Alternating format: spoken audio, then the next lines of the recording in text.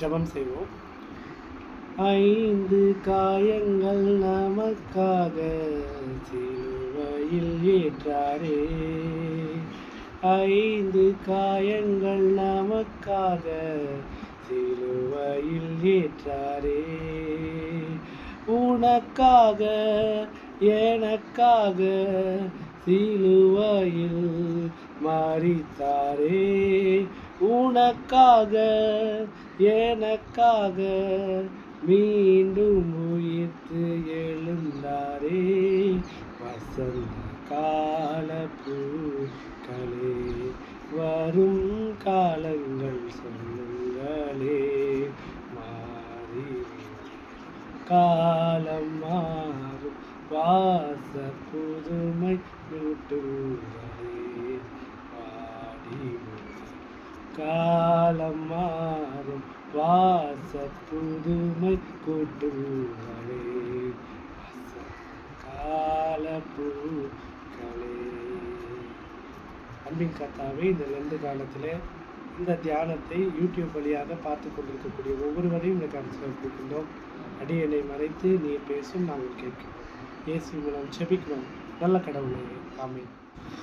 கிறிஸ்துவுக்குள் அருமையானவர்களே, மீண்டுமாக ஆண்டவருடைய வார்த்தையை உங்களோடு டிஎல்சி யூத் கோ நடத்தக்கூடிய இந்த யூடியூப் சேனலில் பகிர்வது மிகவும் மகிழ்ச்சி. இது 1 வருடம் 2 வருடம் இல்லை, கிட்டத்தட்ட 3 வருடங்களாக எல்லா கிறிஸ்மஸ் மற்றும் லெந்து காலத்தில் ஒரு நாள் கூட கேப் விடாமல் சிறப்பான முறையில் அதை அப்லோட் செய்து வருகின்றார்கள். அந்த வீடியோஸ் எல்லாருமே நான் ரெகுலராக பார்க்குறது உண்டு. மிகவும் அருமையாக இருக்கின்றது. என்னுடைய நண்பர்கள் அழகாக ஆண்டவருடைய வார்த்தையை பகிரும்போது அதை கேட்கும்போது மிகவும் மகிழ்ச்சி. இந்த வாய்ப்பினை கொடுத்த அருமையான நண்பர் டாக்டர் ஜாஷ்வா நிமலன் ஐயா அவர்களுக்கும் இந்த யூடியூப்பில் எடிட் ஆகட்டும் அப்லோட் ஆகட்டும் எல்லாத்தையும் சிறப்பான முறையில் செய்யக்கூடிய ஒவ்வொரு இளைஞர்களுக்கும் எனது அன்பான நன்றிகளையும் பாராட்டுகளையும் தோத்திரங்களையும் தெரிவித்துக்கிறேன். கிறிஸ்துவுக்குள் அருமையானவர்களே, இந்த 2026ஆம் ஆண்டில் லெந்து காலத்துக்கென்று மிகவும் அழகான தலைப்புகள் நமக்கு கொடுக்கப்பட்டுள்ளது. டிஎல்சி எபினேசர் ஆலயம் விழுப்புரத்தில் ஒவ்வொரு வெள்ளிக்கிழமையும் ஆசிரியர்கள், ஓய்வு பெற்ற ஆசிரியர்கள், சர்வீஸில் இருக்கக்கூடிய ஆசிரியர்கள் ஆண்டவருடைய வார்த்தையை பகிர்ந்து கொண்டார்கள். இந்த வெள்ளிக்கிழமை மட்டும் பார்க்கும்போது 4 வெள்ளிக்கிழமைகள், முதல் 4 வெள்ளிக்கிழமைகளை பார்க்கும்போது ABCD என்கின்ற 4 கருத்துக்களை உங்களோடு பகிர்ந்து கொள்ள விரும்புகின்றேன். நம்பினோரை குணமாக்கும் கிறிஸ்துவின் காயம். ஒரு சந்தியின் 1ஆம் வெள்ளியில் the wound of the Christ that heals faith என்கின்ற ஒரு பகுதி கொடுக்கப்பட்டுள்ளது. லூக்கா 7ஆம் அதிகாரம் 1-10 வரை பார்க்கும்போது நூற்றுக்கு அதிபதி ஒருவர் இருக்கின்றார். அந்த ரோமன் எம்பையரில் இருக்கக்கூடிய ஒரு நூற்றுக்கு அதிபதி. இது நமக்கு கொடுக்கக்கூடிய கருத்து என்னவென்றால், அத்தாரிட்டி. அவர் சொல்லுகின்றார், நான் போ என்று சொன்னால் போகின்றான், வா என்று சொன்னால் வருகின்றான் என்கின்ற அத்தாரிட்டி எனக்கு இருக்கின்றது. ஆனால் அவருடைய அப்ரோச் பார்க்கும்போது மிகவும் எளிமையான ஒருவராக ஆண்டவராகிய இயேசு கிறிஸ்துவை சந்திக்கக்கூடியவராக அவர் இருக்கின்றார். இதை பார்க்கும்போது ஆண்டவராகிய இயேசு கிறிஸ்துவ அமேசிங் என்று சொல்லக்கூடிய ஒரு வார்த்தையை நான் பார்க்கின்றோம். அப்போது இந்த அத்தாரிட்டியில் இருக்கக்கூடியவராக இருந்தாலும் ஆண்டவராகிய இயேசு கிறிஸ்து உமக்கு முன்பாக நான் சாதாரண ஒரு ஆள் என்கின்ற அந்த எண்ணம் ஆண்டவராகிய இயேசு கிறிஸ்துவை ஆச்சரியப்பட வைக்கின்றது என்று நான் பார்க்கிறோம். முதலாவது.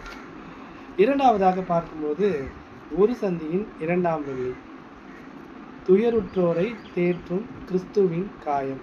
The wound of the Christ that comforts grief. லூக்கா 7ஆம் அதிகாரம் 11ஆம் வசனம் முதல் 17ஆம் வசனம் வரை பார்க்கும்போது நாயின் என்கின்ற ஒரு ஊர் இருக்கின்றது. நாயின் என்றால் it is a beautiful city என்று சொல்வார்கள். அதை எழுதும் போதே லூக்கா நற்செய்தியாளர் மிகவும் அழகாக அதை ஆரம்பிக்கின்றார். எப்படி என்றால், நாயின் என்கின்ற ஒரு அழகான ஒரு ஊர் இருக்கின்றது, அங்கே ஒரு கைம்பெண் இருக்கின்றாள், அதாவது மகனை இழந்த நாயினூர் விதவை என்று நாம் பார்க்கின்றோம். அங்கே அவர்களுக்கு பாரம் இருக்கின்றது, பேர்டன். ஆண்டவராகிய இயேசு கிறிஸ்துவை சந்திக்கும் போது அநேகருடைய வாழ்க்கை என்பது பாரமாக இருந்தாலும் அது ஒரு பிளஸ்ஸிங்காக மாறக்கூடியதாக இருக்கின்றது. அதுக்கு ஒரு உதாரணம் தான் இந்த பகுதி என்று நாம் பார்க்கின்றோம். முதலாவது அத்தாரிட்டி, 2வது பேர்டன். அந்த அத்தாரிட்டியில் இருக்கக்கூடியவரை பார்த்து ஆண்டவராக இயேசு கிறிஸ்து அமேசிங் என்று சொல்லக்கூடிய காரியத்தை நாம் பார்க்கின்றோம். 2வது பேர்டன், பாரத்தோடு இருக்கக்கூடிய அந்த தாய் பிளஸ்ஸிங், ஒரு மிகப்பெரிய ஒரு ஆசீர்வாதம் அவங்களுக்கு அது வந்து ஒரு தேவையான ஒரு ஆசீர்வாதமாக இருக்கின்றது. அந்த ஒரு ஆசீர்வாதத்தை பெற்றுக்கொள்ளக்கூடியவர்களாக அவர்கள் இருப்பதை நாம் பார்க்கின்றோம். 3வது வாரத்தில் பார்க்கும்போது ஒடுக்கப்பட்டோரை ஏற்கும் கிறிஸ்துவின் காயம், the wound of the Christ that accepts excluded. லூக்கா 8ஆம் அதிகாரம் 26 முதல் 39 வரை பார்க்கும்போது அங்கே பேய் பிடித்த ஒருவரை நாம் பார்க்கின்றோம். ஆண்டவராகிய இயேசு கிறிஸ்துவுடைய அந்த இரக்கம், கம்பேஷன் என்பதை அங்கே நாம் பார்க்கின்றோம். வெறுமனே வந்தார், அந்த பேயெல்லாம் எடுத்து அந்த பன்றிகள் மேலே இறக்கி விட்டு அது அங்கேருந்து மேலேருந்து கீழே குதித்து அதோடு முடிந்தது என்று இல்லாமல், லூக்கா 8ஆம் அதிகாரம் 39ஆம் வசனத்தில் Jesus Christ is giving commission, அவருக்கு ஒரு அங்கீகாரத்தை கொடுத்து, கமிஷனை கொடுத்து அவரை ஆண்டவருடைய வார்த்தையை சொல்வதற்காக அனுப்புகின்றார் என்று நாம் பார்க்கின்றோம். ஒரு அத்தாரிட்டி உள்ளவர் வருகின்றார், அவரை பார்த்து ஆச்சரியப்படக்கூடிய ஆண்டவராகிய இயேசு கிறிஸ்துவை நாம் பார்க்கின்றோம். 2வது, பாரத்தோடு வரக்கூடிய ஒரு தாய், அவருக்கு ஒரு பிளஸிங் தருவதை நாம் பார்க்கின்றோம். 3வது, இரக்கம் காட்டக்கூடிய ஆண்டவராகிய இயேசு கிறிஸ்து, அவருக்கு அங்கே கமிஷன், கம்பேஷன் மட்டுமல்ல கமிஷன் அதுவும் தருவதை நாம் பார்க்கிறோம். ABC. 4வது, இறுதியாக நாம் பார்க்கும்போது அடையாளத்தை மீட்டெடுக்கும் கிறிஸ்துவின் காயம், the wound of the Christ that restores identity என்று நாம் பார்க்கின்றோம். லூக்கா 8ஆம் அதிகாரம் 43ஆம் வசனம் முதல் 48ஆம் வசனம் வரை. இங்கே பார்க்கும்போது 12 வருடங்களாக ஒரு டிசீஸ், நோய் இருப்பதை நாம் பார்க்கின்றோம்.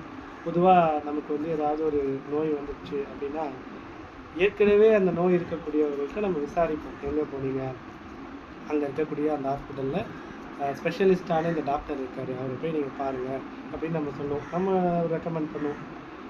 இப்படி என்னுடைய அப்பாவுக்கு வந்து முட்டியில் ஒரு தேய்மானம் இருந்தபோது எங்களுக்கு தெரிந்தவர்களிடம் நாங்கள் கேட்கும்போது அவங்க சொன்னாங்க, இங்கே போங்க அங்கே போங்க. அப்போ போகும்போது உண்மையாலுமே அதில் ஒரு ஹீலிங் கிடைக்கும்போது, அதில் ஒரு முன்னேற்றம் கிடைக்கும்போது அது ஒரு மிகவும் மகிழ்ச்சி. ஏன்னா நம்ம டாக்டரை பார்த்தோன்னா நேரடியாக போய் பார்க்க போகிறதில்ல, அவர்கிட்ட ஒரு அப்பாயின்மெண்ட் வாங்குவோம். அந்த அப்பாயின்மெண்ட்டு நம்ம டைமுக்கு போனாலும் அவங்க வரலன்னா கூட நம்ம வெயிட் பண்ணணும். அப்போது அந்த வெயிட் பண்ணக்கூடிய அந்த நேரத்தில் நம்ம வந்து நிறைய காரியங்கள் நம்மள போவோம், நிறைய பணம் நம்ம அதுக்காக செலவு பண்ணோம். அதெல்லாம் செலவு பண்ணி குணமடைந்து விட்டால் ஓகே, அந்த குணமடையவில்லை என்றால் ரொம்ப கஷ்டமாக இருக்கும். நம்ம ஐயோ இவ்வளோ செலவு பண்ணோமே. இந்த இந்த பெண், இந்த பகுதியில் குறிப்பிடக்கூடிய இந்த பெண் 12 வருடங்கள் கிட்டத்தட்ட வந்து எல்லாத்தையும் இழந்துட்டாங்க, ஒன்றுமே இல்லை, அந்த நோயோடு இருக்கின்ற ஷீ ஹேவிங் தட் டிசீஸ். அவர்கள் வந்து physically wounded, psychologically wounded, socially wounded என்று இறையியலாளர்கள் சொல்லுகின்றார்கள். வாழ்க்கையில் இதுக்கு மேலே எதுவுமே இல்லை என்கின்ற அந்த ஒரு எண்ணத்தில் இருக்கக்கூடிய அவர், அந்த டிசீஸோடு இருக்கக்கூடியவர் அங்கியை தொடுகின்றார். அப்போது பேதுரு கேட்கின்றார், அந்த பகுதியில் நல்லா படிக்கும்போது, யார் என்னுடைய அங்கியை தொட்டது என்று ஆண்டவராகிய இயேசு கிறிஸ்து கேட்டபோது அவர் சொல்கிறார், எத்தனையோ பேர் இருக்காங்க, இந்த கூட்டத்தில் எவ்வளவோ பேர் இருக்காங்க, யார் தொட்டான்னு நீங்கள் சொல்கிறீங்க அப்படின்றது அந்த அந்த ஒரு இன்டராக்ஷன் வருகின்றது. அதில் பார்க்கும்போது ஆண்டவராகிய இயேசு கிறிஸ்து சொல்கின்றார், இல்லை, ஒருத்தர் வந்து மிகப்பெரிய அந்த பாரத்தோடு, ஏக்கத்தோடு, அந்த நோயோடு, விசுவாசத்தோடு என்னை தொட்டார்கள் அப்படின்ற போது அந்த பெண்ணோடு அந்த உரையாடல் நடக்கின்றது. அப்போ ஆண்டவராகிய இயேசு கிறிஸ்து சொல்லுகின்றார், ஜீசஸ் கிரைஸ்ட் இஸ் டிக்ளேரிங், என்ன சொல்கின்றார் என்றால், ஷீ இஸ் மை டாட்டர் என்று சொல்லுகின்றார். ரொம்ப அற்புதமான பகுதி. ஏனென்றால் இந்த நோய் உள்ளவர்கள் யாரும் தீண்ட மாட்டார்கள், தீண்டாமை என்று ஒதுக்கி வைக்கக்கூடியவர்கள், சமுதாயத்தை விட்டு வெளியே இருக்க வேண்டியவர்கள், அவர்களை ஆண்டவராகிய இயேசு கிறிஸ்து சொல்கின்றார், ஷீ இஸ் மை டாட்டர், அவள் என்னுடைய மகள் என்கின்ற அந்த வார்த்தையை அவர் சொல்லுகின்றார். இப்போது ஆண்டவராகிய இயேசு கிறிஸ்து இந்த 4 பகுதிகளை பார்க்கும்போது ரோமர் என்று சொல்லக்கூடிய புற இனத்தவராக, அதாவது he is not a Jew, he is a Roman, அப்படிப்பட்டவரை ஏற்றுக்கொள்ளக்கூடிய ஆண்டவராகிய இயேசு கிறிஸ்துவை நாம் பார்க்கின்றோம். பாரத்தோடு இருக்கக்கூடிய அந்த நாயினோட உதவிக்கு பிளஸிங் தரக்கூடிய, ஆசீர்வாதத்தை தரக்கூடியவராக நாம் பார்க்கின்றோம். கம்பேஷன், பேய் பிடித்தவராக, யாருமே அவரை மதிக்காமல் என்னென்னமோ வார்த்தைகளால் அவர் திட்டக்கூடிய ஒருவரை ஆண்டவராகிய இயேசு கிறிஸ்து ஏற்று, என்னுடைய வார்த்தையை நீ போய் ஆண்டவராகிய இயேசு கிறிஸ்துவுடைய வார்த்தையை எல்லாரிடமும் சொல்லு என்று சொல்லக்கூடிய அந்த கமிஷன், அந்த அத்தாரிட்டியை தருவதை நாம் பார்க்கிறோம். இறுதியாக பார்க்கும்போது டிசீஸ் தீராத ஒரு நோயினால் இருக்கக்கூடியவருக்கு டிக்ளரேஷன் என்ன தருகின்றார் என்றால், she is also my daughter என்று நாம் பார்க்கின்றோம். கிறிஸ்துவுக்குள் அருமையானது, ஒருவேளை நம்முடைய வாழ்க்கையில் அநேக பாரங்கள், அநேக கலக்கங்கள், துன்பங்கள், பிரச்சனைகள் இருந்தாலும் ஆண்டவராக இயேசு கிறிஸ்துவை பார்க்கும்போது, அவர் நம்முடைய வாழ்க்கையில் இடைப்படும் போது எல்லாமே மாறி நமக்கு ஒரு பெரிய ஒரு பிளஸிங், ஆசீர்வாதங்கள், அது மட்டுமல்லாமல் நமக்கு ஒரு சமாதானத்தை தரக்கூடியவராக அவர் இருக்கின்றார். நீங்கள் எப்பேற்பட்ட ஒரு நிலைமையில் இருந்தாலும், ஒருவேளை ஃபிசிக்கலி wounded-ஆக இருக்கலாம், சைக்காலஜிக்கலி wounded-ஆக இருக்கலாம், சோஷியலி wounded-ஆக இருக்கலாம். எல்லாவற்றிலுமே அந்த காயங்கள் இருந்தாலும் ஆண்டவராக இயேசு கிறிஸ்து நமக்காக சிலுவையிலே மரித்தார். அந்த காயங்களை ஏற்றுக்கொண்டார். நம்முடைய பாவத்தை ஆண்டவராக இயேசு கிறிஸ்து நம்முடைய பாவத்தை சுத்திகரித்து நம்மை ஒரு புதிய மனிதனாக இந்த உலகத்துக்குள்ளே மீண்டுமாக அனுப்புகின்றார் என்கின்ற அந்த ஒரு சத்தியத்தோடு நாம் தொடர்ந்து ஆண்டவராக இயேசு கிறிஸ்துவுக்கென்று உழைப்போம். கர்த்தாவின் சமாதானம் நம் அனைவரோடும் இருப்பதாக. ஆமென். ஜெபம் செய்வோம். வாதையுற்ற மீட்பரே, என் அடைக்கலம் நீரே, நான் என் பாவ பாரத்தால் தொய்ந்து போய் கலங்கினான், என் அடைக்கலம் நீரே, வாதையுற்ற மீட்பரே, நியாய தீர்ப்பில் என் எல்லா புண்ணியமும் விருதா, தளராமுயற்சியால் மனஸ்தாப கண்ணீரால் குற்றம் நீங்காதென்றைக்கும் கிருபைதான் ரட்சிக்கும். ஆம் கர்த்தாவே, கிருபைதான் எங்களை ரட்சிக்கும். இந்த லெந்து காலத்திலும் ஒவ்வொரு நாளிலும் இந்த யூடியூப் வழியாக உங்களுடைய வார்த்தையை கேட்கக்கூடிய ஒவ்வொருவரையும் இந்த கருத்தில் ஒப்புக்கின்ற மனிதரை நீர் அவர்களோடு பேசும். அவர்கள் கேட்கக்கூடிய அந்த வார்த்தைகளை அவர்கள் உள்வாங்கி சமூகத்தில் தங்களுடைய வாழ்க்கையில் அதை அவர்கள் பிரதிபலிக்க நீரை கிருபை செய்துள்ளோம். இந்த நாளும் நாங்கள் தியானித்த விதமாக அத்தாரிட்டியில் இருக்கக்கூடிய ஒருவர் அவர் செய்யக்கூடிய அந்த அப்ரோச்னால ஆண்டவராக இயேசு கிறிஸ்து அமேசிங், ஆச்சரியப்படக்கூடியதை நாம் பார்க்கின்றோம். பேர்டன், காயங்களோடு பாரங்களோடு வரக்கூடிய அந்த தாய் பிளஸ்ஸிங், ஆசீர்வாதத்தோடு செல்வதை நாங்கள் பார்க்கின்றோம்.